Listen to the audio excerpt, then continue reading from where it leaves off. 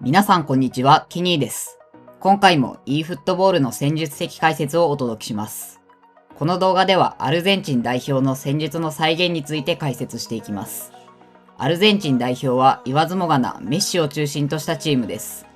今回の北中米ワールドカップでもその構造は変わりませんでした。39歳となったメッシが攻撃の中心を担い、その周囲を運動量や守備強度に優れた選手たちが支えることで再び決勝まで勝ち上がりました。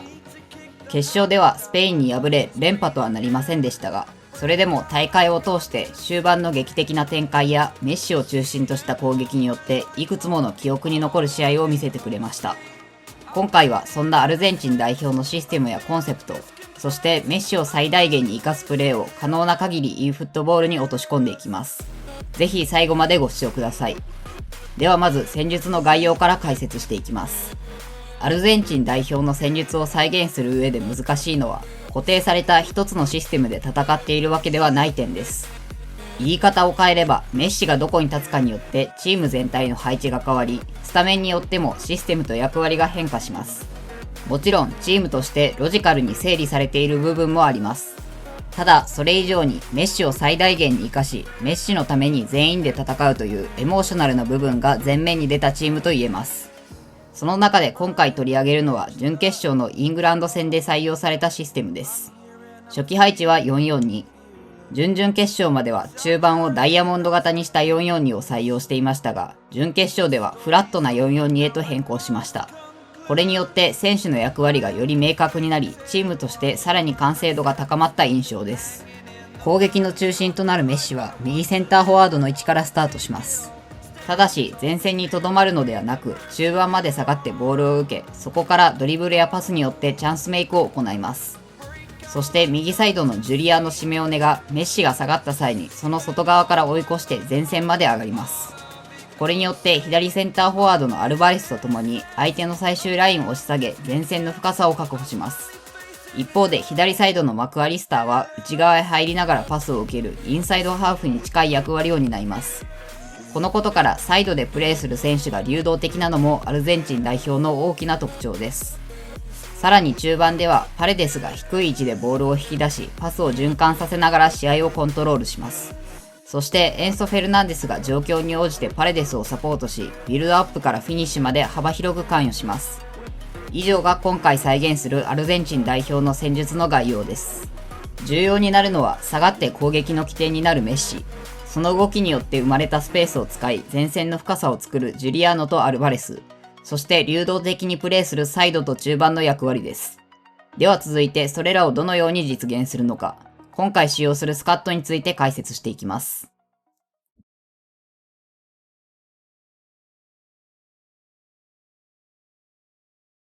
今回のスカットがこちらです。フォーメーションは4-2-2-2。アルゼンチンは基本的にボールを保持しようとするので、チームスタイルはポゼッションを使用します。では、それぞれのポジションについて解説していきます。まず、メッシのポジション。ここはセカンドトップで起用し、プレイスタイルはチャンスメーカーを採用します。チャンスメーカーはボールに関与しようとする動きが多いため、低い位置まで下がって攻撃の組み立てに加わるメッシらしいプレーを表現しやすくなります。さらに選手指示でディフェンシブとカウンターターゲットを設定します。ディフェンシブによってボールを受ける動きを増やし、カウンターターゲットによって守備の負担を減らすことで攻撃に専念するメッシの役割を再現します。続いてアルバレスのポジション。ここもセカンドトップで起用し、先日搭載されたデコイランのバージョンを使用します。デコイランは単純な裏抜けだけでなく、前線で様々な動きを見せるため、スペースへの飛び出しや周囲との連携など、アルバレスの多様なプレーを表現するのに適しています。次に右の OMF。ここはプレースタイルは不問で、選手指示でオフェンシブを設定します。今回はデパウルを起用していますが、イメージしているのは先ほど触れた準決勝のジュリアーノ・シメオネのプレーです。右サイドからメッシを追い越して高い位置を取ることで前線の選択肢を増やします。さらに相手を引きつけることでメッシがボールを持つためのスペースを作る役割も担います。一方で左の OMF はインサイドハーフのようにボールを受ける動きと前線へ飛び出す動きをバランスよく行います。そのためプレースタイルは2列目からの飛び出しがおすすめです。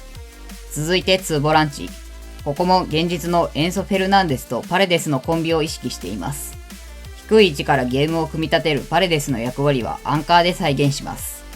そしてもう一方にはボックス2ボックスを起用し、パレデスをサポートしながら状況に応じてより高い位置まで上がるエンソ・フェルナンデスの役割を表現します。次にサイドバック。アルゼンチン代表は相手を押し込んだ場面でサイドバックが高い位置まで上がり攻撃に厚みを加えます。そのため両サイドには攻撃的サイドバックを起用します。最後にセンターバック。今回は2センターバックと2ボランチのユニットを中心にビルドアップを行います。ただ、この形で相手のプレスを回避しながら前進するのは難易度が高いため、自分でボールを運ぶことができ、パス能力にも優れたセンターバックが理想です。以上が今回のスカット解説です。では続いて、これらの選手が試合の中でどのように機能するのか、そのプレーを解説していきます。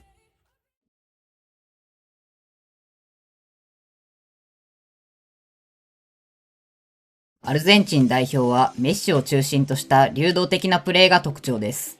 そのためチームの動きを固定された形として再現するのは簡単ではありません。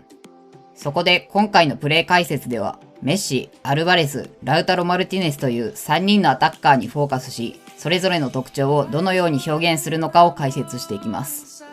まずはメッシのプレーについて見ていきます。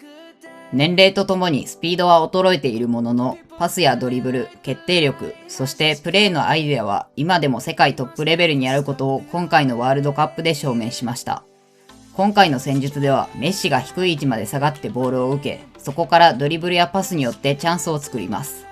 自分でボールを運ぶのか、味方の動きを見てパスを出すのか、そのプレーや判断には相応のスキルが求められます。ただ、このメッシのプレーこそがアルゼンチン代表の戦術を再現する最大の醍醐味です。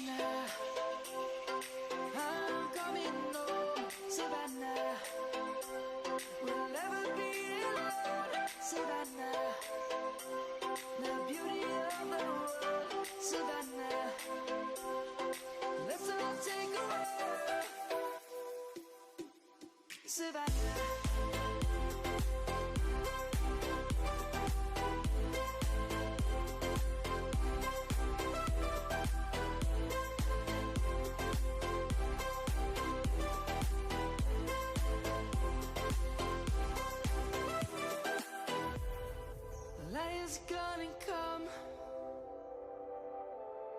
The birds have just begun.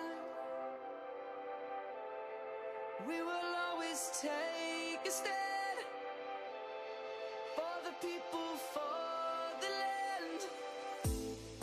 Let's go back to when we were young. For the animals we stand. Let's go back to when trees were swung. Kids across the land. Savannah, I'm coming home. Savannah, we'll never be alone. Savannah, the beauty of the world. Savannah, let's all take a walk. Savannah, I'm coming home. Savannah, we'll never be alone. Savannah, the beauty of the world. Savannah, let's all take a walk. .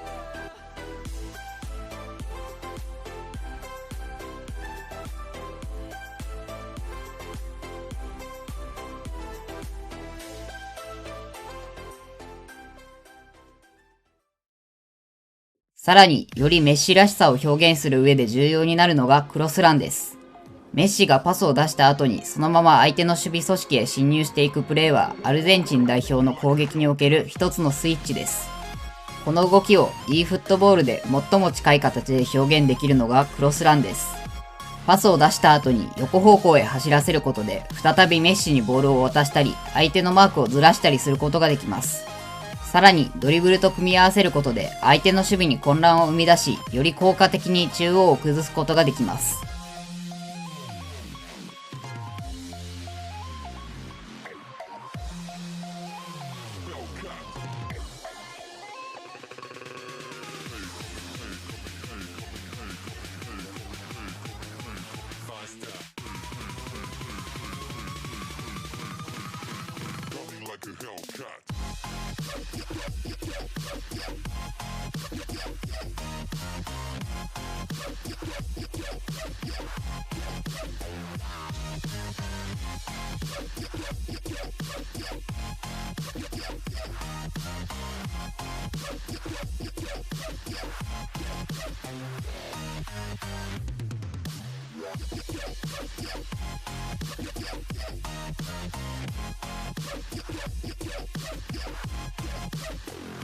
like a Hellcat.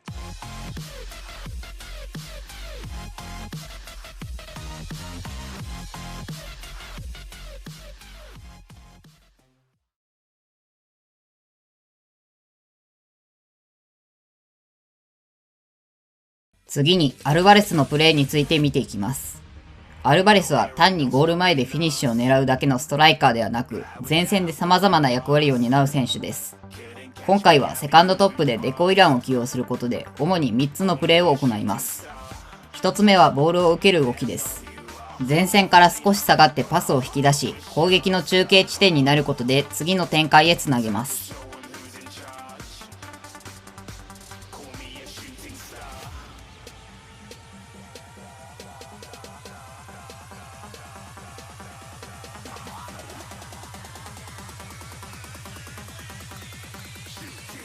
Didn't even get to bronze.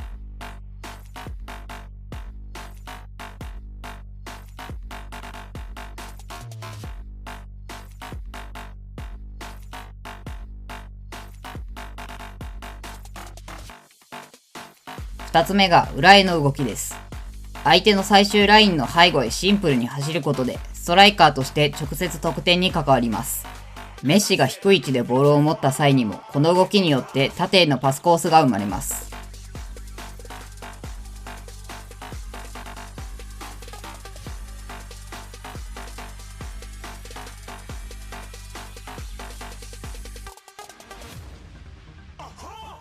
Looking at a shooting star.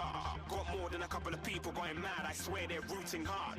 Tell them I'd be big in the game like she went and got them breast implants. I said I'm moving too fast, didn't even get a glance. I'm ready to eat up track like I'm seated in a restaurant.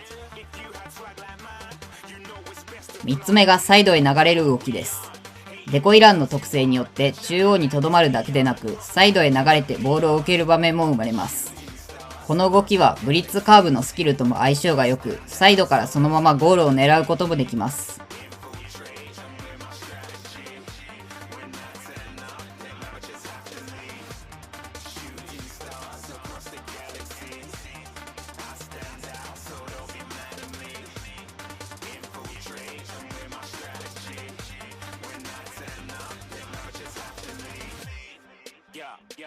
shoot, shoot, yeah, yeah, shoot, shoot, yeah, yeah, shooting, shooting, yeah, yeah, shooting shots. このように今回のアルバレスの起用によってボールを受ける動き、裏への動き、そしてサイドへ流れる動きという多様なプレーが生まれます。ここの選手が一つの役割に固定されず、状況に応じて様々な形で攻撃に関わることもアルゼンチン代表を再現する上で重要な要素です。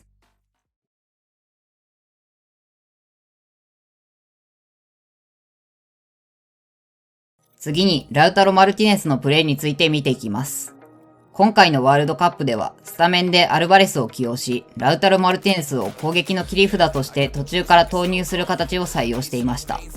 得点が必要な場面では、ラウタロ・マルティネス、アルバレス、メッシで3トップに近い形を作ります。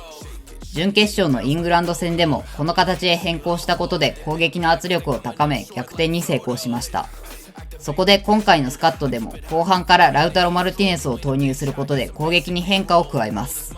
アルバレスがデコイランによってボールを受ける動きやサイドへ流れる動きなど様々な形で攻撃に関わるのに対して、今回使用するラウタロ・マルティネスのプレースタイルはラインブレイカーです。そのためよりシンプルに相手の最終ラインの背後を狙いゴールへ向かう動きが増えます。アルバレスとは異なる特徴を持つラウタロ・マルティネスを途中から投入することで前線に変化をもたらし、より直接的に得点を狙うことができます。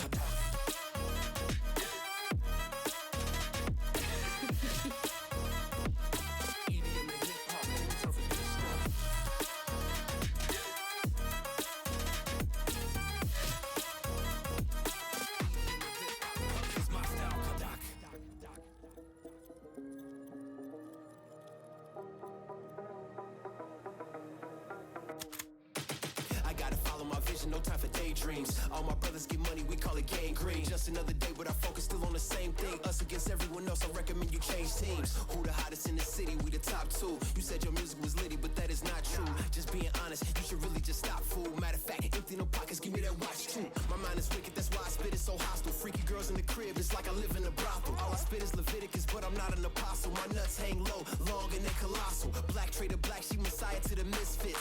Run circles, run these rappers till my shit splits. You a little late to the party, baby, I been lit. If you ain't on the friend list, you better mind your business. Ooh, got the party jumping like crisscross. Ooh, got the gold chain and the wristwatch. Ooh, pull up on the scene like a big shot. EDM and hip hop, ain't no time for pit stops. Ooh, got the party jumping like crisscross. Ooh, got the gold chain and the wristwatch. Ooh, pull up on the scene like a big shot. EDM and hip hop.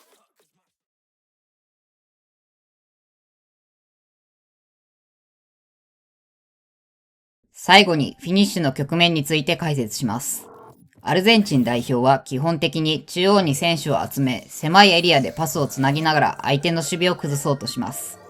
今回のスカットでもその特徴を踏まえ、中央での細かいパスワークによってチャンスを作ります。メッシの個人技に攻撃が依存してしまわないように、この連携で崩すパターンも持っておくことは非常に重要です。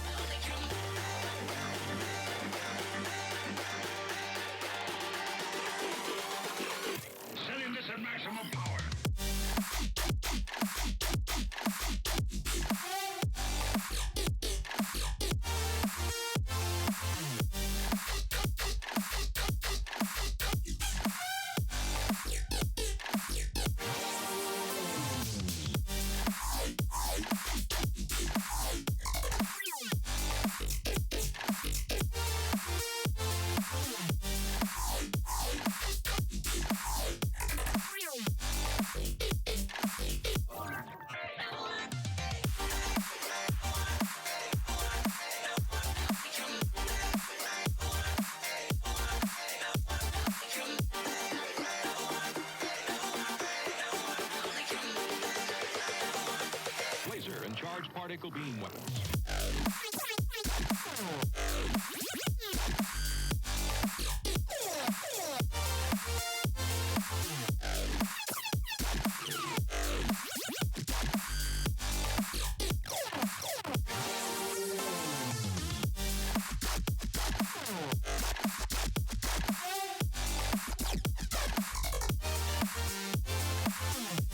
今回の動画ではアルゼンチン代表の戦術を e フットボールで再現しました。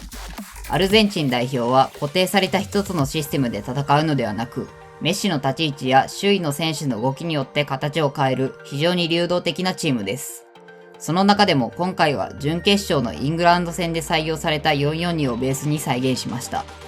特にメッシのプレーに関しては難易度が高いですが、ぜひこの動画を参考に実践してみてください。では今回の動画は以上になります。